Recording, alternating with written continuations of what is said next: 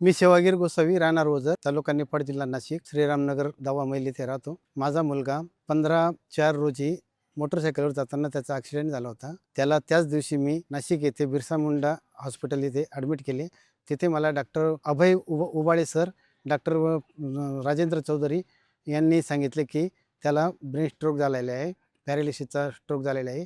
तर त्याच्यामुळे मी तिथं 20 दिवस ट्रीटमेंट घेतल्यानंतर मला त्याच डॉक्टरांनी सजेशन केलं की नाशिक पॅरालिसिस सेंटरमध्ये तुम्ही ॲडमिट व्हा. तर त्यांच्या सल्ल्याप्रमाणे मखमलाबाद गावात येथील नाशिक पॅरालिसिस सेंटरमध्ये मुलाला ॲडमिट केलं.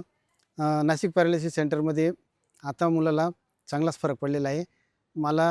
मी 20 दिवस ॲडमिट केल्यानंतर मला तिथे रोबोटिक थेरपी, फिजिओथेरपी, पंचकर्म इत्यादी सुविधा चांगल्या प्रकारे मुलाला मिळाल्या.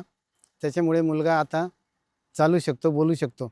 याच्यापूर्वी पॅरालिसिस सेंटरमध्ये ॲडमिट केल्यापूर्वी तो बोलूच शकत नव्हता, चालू शकत नव्हता. आणि मला पॅरालिसिस सेंटरमध्ये डॉक्टर भूषण आप्पा गायकवाड व डॉक्टर राजेंद्र कंडर सर यांनी चांगले मार्गदर्शन केले. माझ्या मुलाची प्रकृती उत्तम रीतीने चांगली झाली आहे. नाशिक पॅरालिसिस सेंटरमध्ये रोबोटिक फिजिओथेरपीची सिस्टीम अवेलेबल आहे. तर मी मुलाला तिथं रोबोटिक सिस्टीमला ॲडमिशन घेतलं. त्याच्यानंतर रोबोटिक सिस्टीममध्ये आपल्या पायाने बॅलन्स कसा करावा, त्याच्याप्रमाणे बॅलन्स सेट केलं तर त्याला स्वतःचा तोल सावरता आला.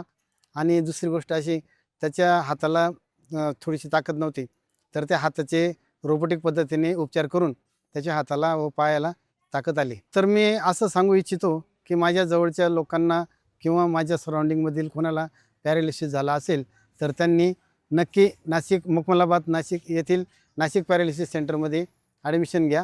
तिथे तुम्हाला चांगल्या प्रकारे उपचार करण्यात येतील.